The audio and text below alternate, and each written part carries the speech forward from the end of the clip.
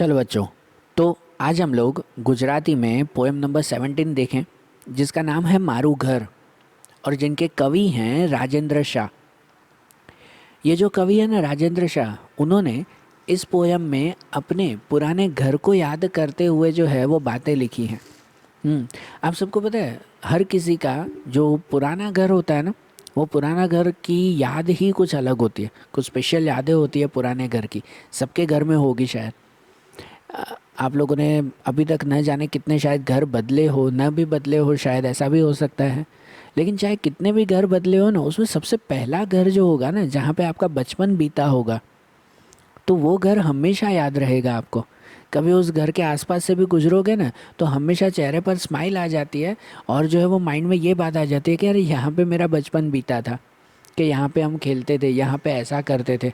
और अगर by chance सालों बाद आपको कहीं पर उस घर के अंदर जाने का मौका मिले ना, तो माइंड में जैसे वो नहीं नॉस्टैल्जिया क्रिएट हो जाता है, कि वही पुरानी बातें याद आ जाती है कि ये यही मेरा घर है, ये मेरा पुराना घर, यहाँ बैठकर मैं ऐसा करता था, यहाँ बैठकर ऐसा करते थे, यहाँ पे ये करते थे। वो सब पुरानी बातें याद आ जाती है, और चेहरों पे मुस्कान के साथ, है कि नहीं। तो यहाँ पर ये जो कवि है ना, उस कवि के साथ भी कुछ ऐसा ही है कि इनको जो है वो अपने बचपन का घर याद आ रहा है, और उसे एक पोएटिक वे में बहुत ही अच्छी तरह से वो समझाते हैं। यहाँ पर ये पोयम 3 पार्ट में डिवाइडेड है, कि जहाँ पर पहले पार्ट में वो बहुत अच्छे पोएटिक वे में अपने घर का एड्रेस बताते हैं, कि अपना घर, उनका घर कहाँ पर है, वो एड्रेस बता रहे हैं। दूसरे पैराग्राफ में वो अपनी कुछ यादें बता रहे हैं, घर के साथ उनकी कैसी यादें जुड़ी हुई हैं। और तीसरे पैराग्राफ में वो अपने घर के आसपास का एटमॉस्फेयर बताते हैं, कि उनका घर कितनी सुंदर जगह पे आया हुआ है। तो देखो, समझे हम लोग कि वो क्या कहना चाहते हैं इस पोयम के थ्रू। जैसे कि सबसे पहले पैराग्राफ में लिखा हुआ है, वो अपने घर के एड्रेस बता रहे हैं, कैसे पोएटिक वे में समझना। वो कह रहे हैं कि खुला आ खेतरोनी उगमणी गम, जे दूर देखाय कुंज, एमा अश्वत्थ टोचे फरकत ध्वज, त्या बाजूमा लाल नेवे। ठीक है, यहाँ ध्यान से सुनना है। देखो, अब इनके जो वर्ड्स हैं वो एकदम प्योर गुजराती वर्ड्स हैं, तो अच्छी तरह से ध्यान से सुनना, समझना। क्या लिख रहे हैं वो, कि खुला खेतरों ने उगमणी गम, मतलब उन खेतरों के किनारे। ये सिचुएशन ऐसी, आप जस्ट इमेजिन करो कि कोई खेतों के पास बैठे हुए हो, और दूर कहीं कोई घर दिखाई दे रहा है। ठीक है, दूर कोई घर दिखाई दे रहा है, तो किसी को पॉइंट आउट करना हो तो कैसे पॉइंट आउट करेंगे? उसे कह सकते हैं ना कि देखो देखो, वो जो है वो दूर खेतों के दूर वहाँ पे जो आया हुआ है ना, उसके पास में देखो मेरा घर ऊपर ऊपर है, ऐसा बताते हैं ना जैसे। तो ये वही बता रहे हैं। वो कह रहे हैं कि देखो, खुला खेतरों ने उगमणी गम, उगमणी गम मतलब उगमणी दिशा, गम मतलब दिशा, उगमणी मतलब कहलाते हैं ईस्ट डायरेक्शन, जहाँ से सन राइज होता है वो ईस्ट डायरेक्शन। तो इसलिए कह रहे हैं कि खुला खेतरों ने उगमणी गम, जे दूर देखा है कुंज। दूर जो कुंज, कुंज मतलब जो वो क्या कह सकते हैं, जो फ्रूट्स का बगीचा आता है, जैसे वो कुंज, बड़ा सा बगीचा। तो कहते हैं दूर देखो, इस खेतों के उस साइड, ईस्ट साइड पे जो बगीचा आया हुआ है ना, एमा अश्वत्थ टोचे। अश्वत्थ, अश्वत्थ जो है वो बनियन ट्री को कहते हैं। बनियन ट्री को गुजराती में अश्वत्थ भी कहते हैं, जो पीपल का पेड़ आता है वो। तो कहते हैं जिमा अश्वत्थ टोचे, मतलब उस पेड़ के ऊपर फरकत ध्वज, वहाँ पर एक ध्वज, पेड़ के ऊपर एक ध्वज मतलब एक झंडा लहरा रहा है। त्या बाजू में लाल नेवे छायेलू, है ना, कि भाई उस झंडे के पास में देखो लाल नेवे, मतलब लाल कलर के, नेवे मतलब क्या कह सकते हैं, कि वो जो छत कहलाती है। पुराने ज़माने में घर होते थे ना, तो घर के ऊपर जो है वो पक्की दीवारें नहीं होती, पक्की टेरेस नहीं होती थी, वो छपरे रखे जाते थे, लाल कलर के पत्थर छोटे छोटे रखे जाते थे छपरों की तरह, याद है ना वो। तो ये वही कह रहे हैं कि त्या बाजू में लाल नेवे छायेलो, स्वर्ण तेजे अनुपम सुषमानो धरी सानध्य रंग। कहते हैं स्वर्ण तेजे, स्वर्ण तेजे मतलब कि भाई सोने की तरह चमकता हुआ। अनुपम सुषमानो, अनुपम सुषमा मतलब कहते हैं अनुपम मतलब सबसे बेस्ट, सब सर्वश्रेष्ठ। सुषमानो धरी सानिध्य रंग, सुषमा मतलब कि भाई सुंदरता, है ना। सानिध्य मतलब कि भाई शाम के समय का। तो कहने का मतलब ये, वो कहते हैं, अब पूरा बता रहा हूँ, कि ध्यान से सुनना। वो कह रहे हैं कि देखो उस खेत के दूर, खेत के पीछे ईस्ट डायरेक्शन में जो बगीचे आए हुए हैं ना, उस बगीचे के पास में जो पीपल का पेड़ है, जो बनियन ट्री है, उसके ऊपर जो है वो एक ध्वजा लहरा रही है। कि उस ध्वजा के पास में देखो, उस फ्लैग के पास में देखो, कोई एक लाल कलर की छत वाला घर पे है, घर है वहाँ पर। कि उस घर पर, जहाँ पर शाम के समय में वो घर सोने की तरह चमकने लगता है। क्यों? धूप की वजह से। कैसे कोई घर पे धूप गिरती है और उस घर में अगर बड़ी खिड़कियाँ हो ना, तो वो खिड़कियाँ सोने की तरह चमकती हैं जैसे। तो वो बता रहे हैं कि देखो वो जो घर जो शाम में सोने की तरह चमकता है, जेनी मेड़ीनी बारी अहीं लगी नजरू ढाढ़ती रे सने है। कि जेनी मेड़ीनी बारी, मेड़ी मतलब जैसे कि फर्स्ट फ्लोर, कोई घर होता है ना भाई, नीचे और एक ऊपर भी जो है वो छोटा सा फ्लोर बना हुआ हो। तो कह रहे हैं कि देखो वो दूर घर कि जेनी मेड़ीनी बारी, कि जिसके फर्स्ट फ्लोर की खिड़की यहाँ तक नजरें लगा के बैठी है। मतलब वो दूर खेतों के पार खड़े हुए हैं ना, और वो किसी को अपना घर बता रहे हैं कि देख, उस खेतों के दूर उस बगीचे के पास में जो पेड़ आया हुआ है ना, उस पेड़ के ऊपर एक ध्वजा लहरा रही है। एक फ्लैग है।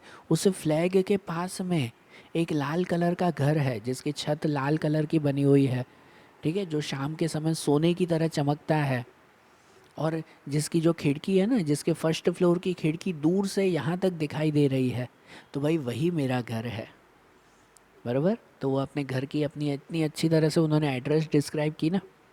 फिर दूसरा पैराग्राफ, कि वो अपनी यादें कुछ बता रहे हैं उससे। क्या कहते हैं सेकंड पैराग्राफ में? कहते हैं ते मारू काड़ जूनू भवन।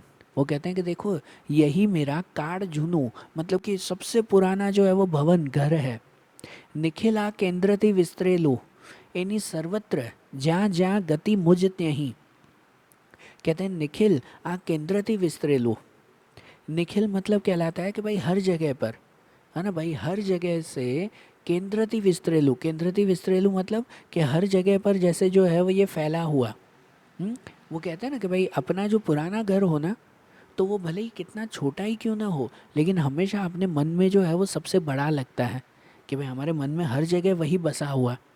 आप पता है कोई छोटा घर छोड़कर जो है वो कोई बड़े बंगले में भी रहने जाओ ना, लेकिन फिर भी अपना छोटा घर जहाँ पे आप देखोगे ना, याद वहाँ पे जब जाओगे ना, तो वो एक मेमोरी माइंड में अलग ही होती है, वो एक अलग ही याद होती है। कि वो छोटा सा घर उस बड़े बंगले से भी ज़्यादा खुशी देगा उस वक्त। कुछ पल के लिए वो घर अपने बड़े बंगले से भी ज़्यादा खुशी देगा। तो यहाँ पे वो वही कह रहे हैं, कहते हैं कि यही जो है वो मेरा सालों पुराना घर है।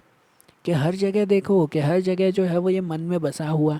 कहते हैं इन्हीं सर्वत्र ज्યાં જ્યાં गति मुझ त्यहीं रेलाया छाया अदीठ। कहते हैं कि यानी सर्वत्र, भाई इस घर में हर जगह देखो ना, ज्યાં જ્યાં गति मुझ त्यहीं। कहते हैं कि मेरी गति मतलब यहाँ पर नज़र, कि भाई मेरी नज़र जहाँ जहाँ जा रही है ना, कि मुझ त्यहीं त्यहीं रेलाया छाया अदीठ। कि वहाँ पर मुझे अपनी छाया, मुझे अपनी परछाई दिखाई दे रही है। कहने का मतलब इनका ये कि वो अपने घर को देखकर कह रहे हैं कि देखो ये मेरा ही घर है।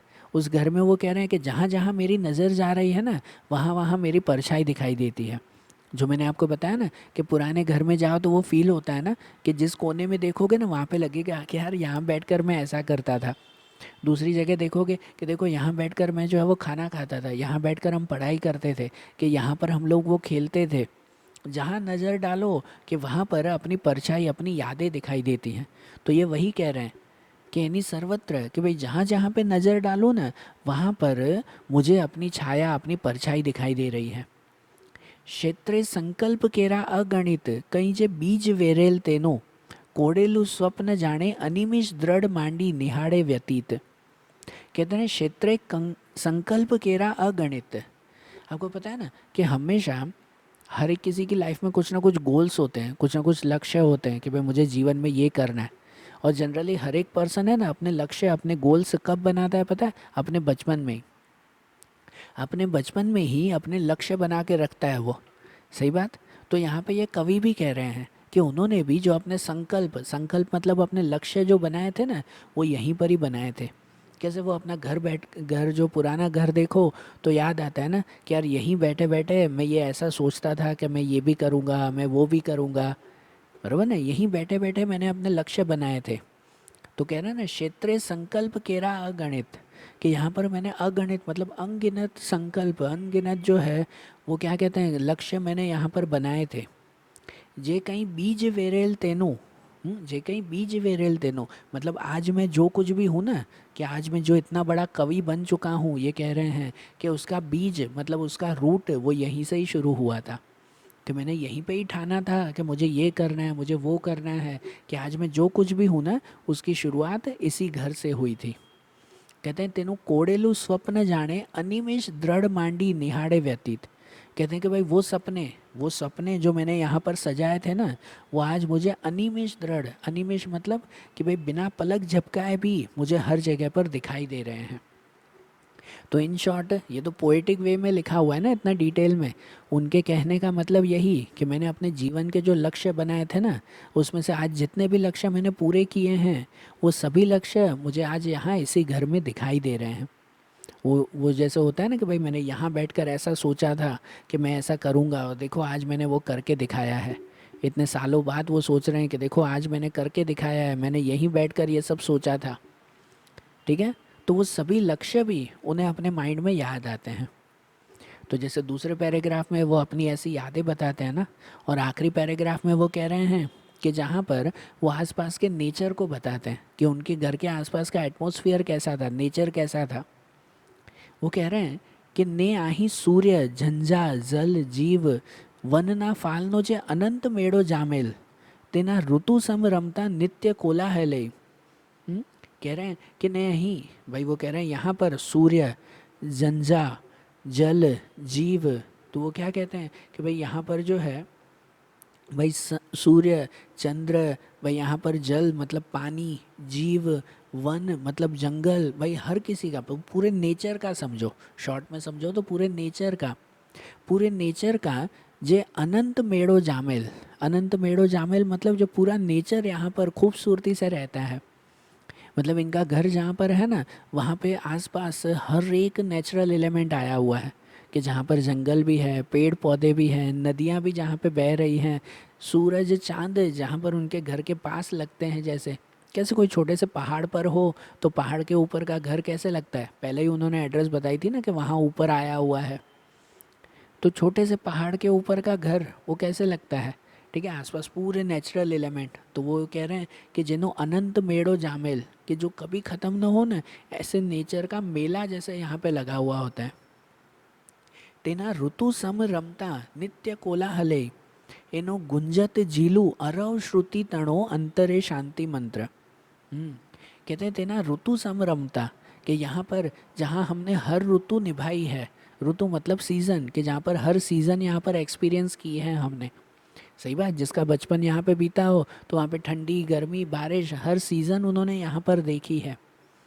और जो कोलाहल मतलब जो शोर, जो नेचर का आवाज़, पता है वो नदियों का आवाज़, वो क्या कह सकते हैं हवा के लहराने का आवाज़, पंखियों का आवाज़, ये जो आवाज़ें होती हैं ना, वो ये कह रहे हैं। देखो ये गुजराती में, प्योर गुजराती में क्या लिख रहे हैं कि तेनो गुंजित झीलूं, गुंजत झीलूं, गुंजत मतलब कि उनका आवाज़, झीलूं मतलब कि भाई याद करो, अरव श्रुति तणो, अरव श्रुति तणो, अरव मतलब कि बिना आवाज़ भी, श्रुति तणो, श्रुति तणो मतलब कि भाई वो सुनाई दे रहा है, अंतरे शांति मंत्र।